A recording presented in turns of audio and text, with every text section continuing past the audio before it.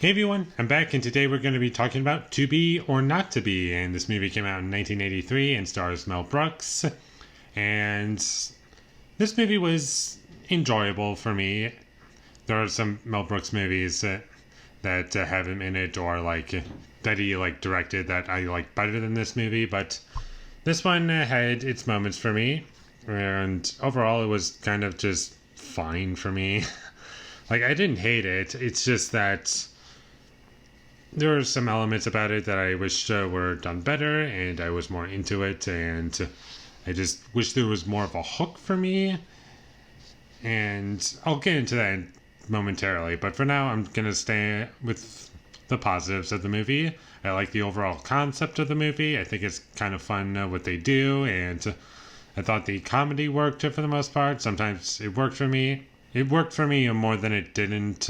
When it doesn't work for me, it just kind of falls flat. And I was like, okay, that happened. And there were some characters that I liked. Some of them I wished were not in the movie at all. But for the most part, it was fine. And there were some memorable scenes in this movie that I really enjoyed. But overall, my biggest issue with this movie is that it's too long.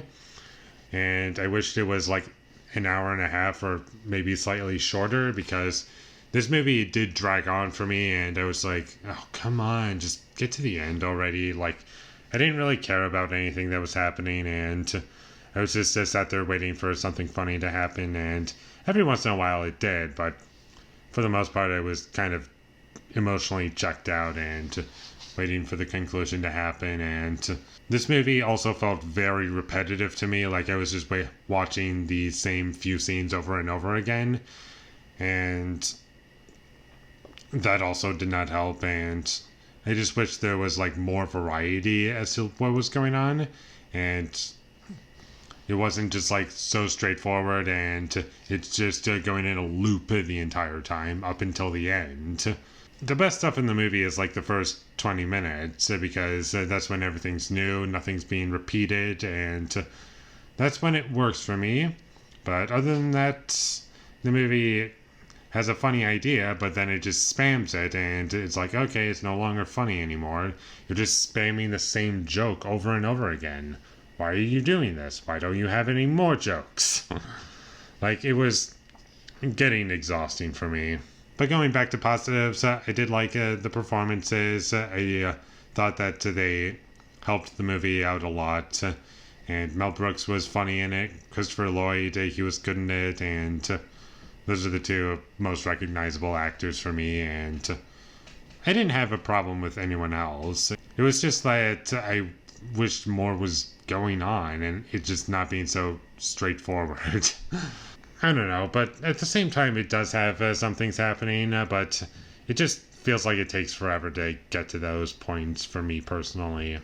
And unfortunately, that's about all I have to say about To Be or Not to Be. I was kind of hoping that this movie would be better than it actually was, and it was just more of a hook for me, but it is just surface level entertainment, and for what it is, it's fine, but for me, personally, I'm just looking for something else, and it's also kind of sad that I'm just going to forget about this movie in about 20 minutes, maybe, and I just have nothing else to say about it. So, check this movie out, or don't. I don't really know if I would recommend it or not. Would I see it again? Probably not. So, that's how I feel about it, and with all that being said, I'm going to give To Be or Not to Be a 5 out of 10. Thank you for watching my videos as always. If you enjoyed this review, be sure to leave a like and comment down below you thought of To Be or Not to Be, and my social media links, they will all be in the description, so follow me there. And last but not least, subscribe to be a part of Foley Nation, and I'll see when I get my next review up, and that is going to be for Collateral from 2004, directed by Michael Mann, so look forward to that. But until I get that up, thank you for watching and have a great day.